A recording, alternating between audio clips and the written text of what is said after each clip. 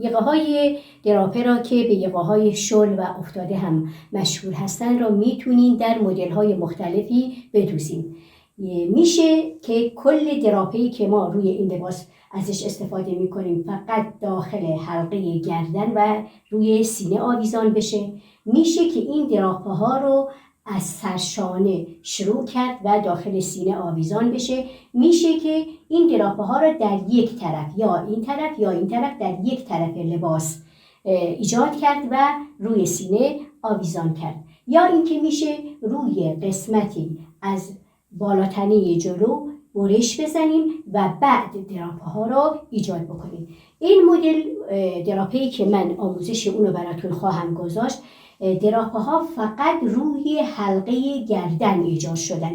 سرشانه اینجا ببینید ما دراپه نداریم. این یقه شکاری هم که اینجا میبینید رو بهش وصل کردیم که میتونه این یقه پایدار باشه یا بدون پایه باشه. این مدل شمیز را میتونید بدون الگو و در عرض نیم ساعت بدوزید. آستینش را هم میتونید به صورت آستین حلقه‌ای در نظر بگیرین یا اینکه هر مدل آستینی که خواستین رو بهش وصل بکنید. اگه این آموزش براتون کاربردی بود اونو لایک کنید و به دوستانتون پیشنهاد بدید و اگه از این سری آموزش‌ها خوشتون میاد کانال منو سابسکرایب بکنید و زنگوله را هم انتخاب کنید تا برای آموزش‌های بعدی پیغام دریافت کنید. برای تهیه شمیز یقه افتاده بدون الگو اولین کاری که انجام میدیم طول و عرض پارچه را روی هم منطبق میکنیم به این شکلی که میبینید و اینجوری این گوشه به دست میاد. مقداری که میخواین دراپه رو داشته باشید با یک خط مشخص بکنید. این لبه ها را سنجاق بزنید که پارچه سر جای خودش فیکس بشه و هر مقداری که میخواین روی یقتون دراپه داشته باشین به این شکل یک خط بکشین. حالا خواستین دراپه بیشتر باشه بیشتر اینو کج میکنین به این شکل، خواستین کمتر باشه اینجوری کمتر در نظر میگیرین به هر میزانی که دلخواه خودتونه. این خط رو بکشین. از این گوشه به اندازه‌ای که میخوایم حلقه گردن جلو باشه جلو میریم و به همان میزانی هم که میخوایم بلندی حلقه گردن باشه پایین میایم. این گردی حلقه گردن را میکشیم که این گردی حلقه گردن بارش نمیخوره روی پارچه، فقط برای اینه که ما جای حلقه گردن رو اینجا مشخص کرده باشیم. از اینجا به بعد و سرشانه رو مشخص میکنیم، خط سرشانه را میکشیم، اینم علامت میزنیم و از این گوشه که میشه گوشه سرشانه به طرف پایین، یعنی به این شکل از این گوشه به پایین بلندی بالاتنه تا روی خط سینه را مشخص میکنیم، علامت میزنیم و روی این علامت عمود بر این خط یک خط میکشیم.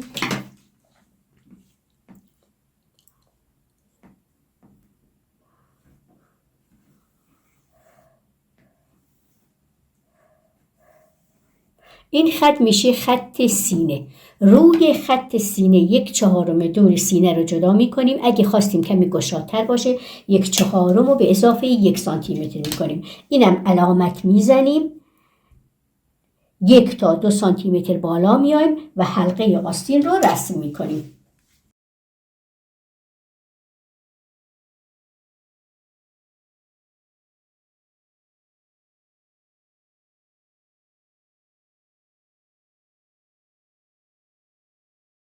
میتونیم از این قسمت به اندازه 1 سانتیمتر داخل بریم و بعد حلقه رو رسم کنیم. اگه خواستیم که اینجا یک مقدار گودی بیشتری داشته باشیم دوباره از این گوشه سرشانه به اندازه بلندی بالاتنه جلو پایین میایم و علامت میزنیم. هر چقدر که شد حدود 41 تا 42 سانتیمتر میشه علامت میزنیم و دوباره عمود بر این خط قسمت جلو خط کمر را هم رسم میکنیم. از این خط کمر هم به اندازه 20 سانتیمتر پایین میایم و موازی با این خط را هم رسم میکنیم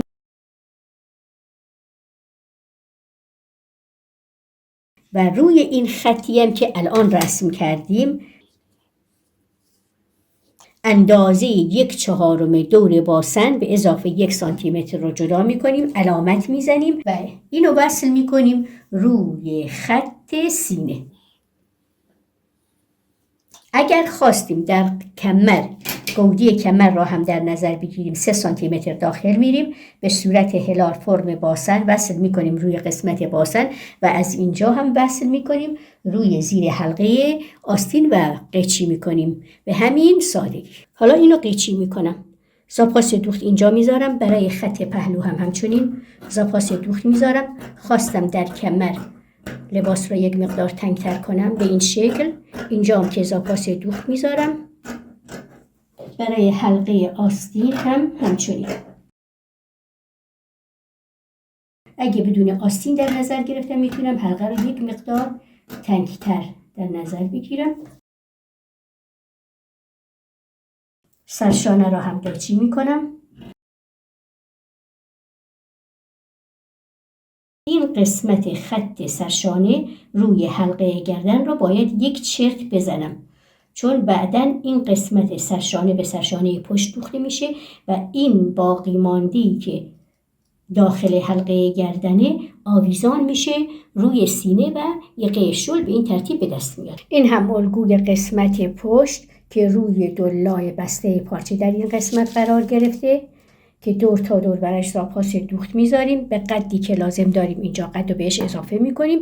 روی سرشانه اگه یادتون باشه اینجا یک چرتی زدیم، این قسمت روی سرشانه قرار میگیره و دوخته میشه روی سرشانه قسمت پشت. ببینید این قسمتی که اینجا چرت خورد به این شکل، این گوشه که به داخل برمیگرده، این قسمت سرشانه با سرشانه پشت که دوخته میشه، این قسمت هم که از این دوتا علامتی که روی سرشانه زدیم به بعد به صورت یک گوشه اینجوری بود، اون اضافه و زاپاسی که داره اینجا به داخل یقه برمیگرده، به طوری که در سرشانه از این علامتی که زدیم به بعد این قسمت به داخل میخوابه و به این شکل این یقه دراپه روی لباس تشکیل میشه. و دقت کنید که روی سرشانه ها ما دراپه نداریم، یعنی این مدل دراپه مدلیه که فقط حلقه گردن دراپه شده. اگه ما بخوایم این دراپه ها روی سرشانه، هر دو سرشانه قرار بگیره یا اینکه یک طرف سرشانه قرار بگیره، دیگه این حالت فرق میکنه و به روش دیگه میتونیم این کار رو انجام بدیم. در این مدلی که به این قسمت یک یقه دوخته شده، یقه شکاری یا یک یقه پایدار شکاری دوخته شده، میتونین دور حلقه گردن پشت رو اندازه بگیرین. از اینجام چه مقدار میخواین که این یقتون اینجا آویزان بشه، از این قسمت به پایین رو اندازه میگیرین هر چقدر که مایل بودین. مثلا من میخوام 7 سانتیمتر باشه این اندازه، این 7 سانتیمتر هم به حلقه گردن پشت اضافه میکنیم و یقه شکاری یا یقه شکاری پایدار رو میکشیم و وصل میکنیم روی این قسمت، که برای این قسمت چون اینجا دلا شده راحته، فقط این قسمت دلا شده ما بین یقه قرار میگیره و قسمت پشت هم به حلقه گردن پشت دوخته میشه. برای طراحی یقه شکاری این مدل شمیز یقه شل، این قسمت حلقه گردن پشت رو به صورت با متر ایستاده به این شکل که میبینید اندازه میگیرین. هر چقدر که شد، حدود 9 تا 10 سانتی متر شد الان این مال من، و اندازه‌ای هم که روی حلقه گردن جلو خواستیم به اون اضافه بکنیم بهش اضافه میکنیم که مجموعاً برای من شده 17 سانتی متر. این 17 سانتی متر رو روی دلای بسته پارچه، اینجا دلای بسته پارچه است، به اینم 17 سانتی متر علامت میزنیم، یک خط مستقیم میکشیم. یقه شکاری بسیار طراحیش آسانه، همون 9 سانتی متری که روی حلقه گردن پشت داشتم را اینجا یه علامتی میزنم و به اندازه 1.5 تا 2 سانتی متر از اینجا بالا میرم و به صورت همون هلالی که حلقه گردن پشت داره اینو رسم میکنم. از این قسمت هم به اندازه 3 سانتی متر میتونم بالا برم، اینم یه علامت میزنم و این دوتا را به هم وصل میکنم. ابتدا یک خط مستقیم میکشم، پهنای یقه هر اندازه‌ای که دلم خواست، مثلا میخوام 6 سانتی متر باشه، اینو به این قسمت که وصل بکنم حالا میتونم این تیزی یقه شکاری رو به دلخواه خودم هر میزانی که میخوام اینجا تیزی داشته باشه براش طراحی بکنم. حتی میتونم مقداری بالاتر هم برم و به حالت کمی شیبدار تا وسط این یقه این قسمت اینو ادامه بدم. این قسمت رو که قیچی بکنم یه دونه دیگه هم از این میخوام، باید این دوتا باشه. بعد از این گوشه دور تا دور یقه رو که دوخت میزنم این قسمت به داخل حلقه گردن پشت و حلقه گردن جلو دوخته میشه. میتونیم یک طرف این یقه رو لایه چسبی بچسبانیم. از اینجا شروع میکنیم دور تا دور یقه رو دوخت میزنیم.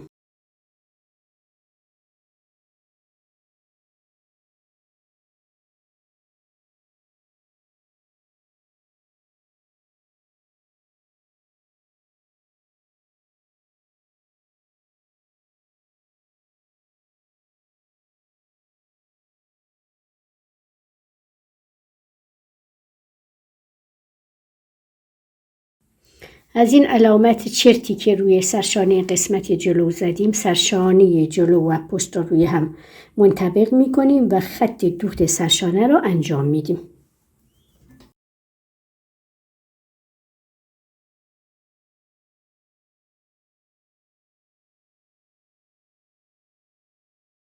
گوشه‌ای که به داخل یقه دراپ برمیگشت رو میتونیم مقداری سبک بکنیم، یعنی یک مقدار ازش قیچی میکنم و باقی مانده برمیگرده داخل حلقه گردن دراپه. یقه شکاری رو که آماده کرده بودیم و اتو زدم. حالا اینو یک طرفش رو سنجاق زدم دور حلقه گردن این شومیز و شروع میکنم این قسمت رو دوخت میزنم که این قسمت روی یقه شل قرار گرفته تا روی این قسمت سرشانه و از این به بعد به پشت حلقه گردن برمیگرده تا یک قسمت بعدی حلقه گردن جلو.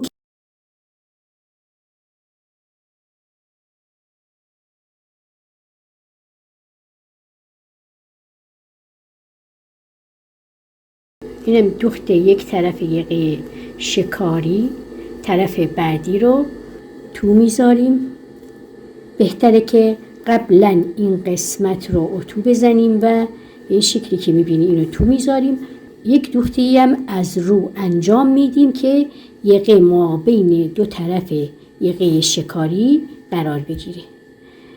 حالا برای اینکه کار دقیق تر باشه و مجبور نشم اینو بشکافم که کم و زیاد نیاره، بهتره اینو کوک بزنم.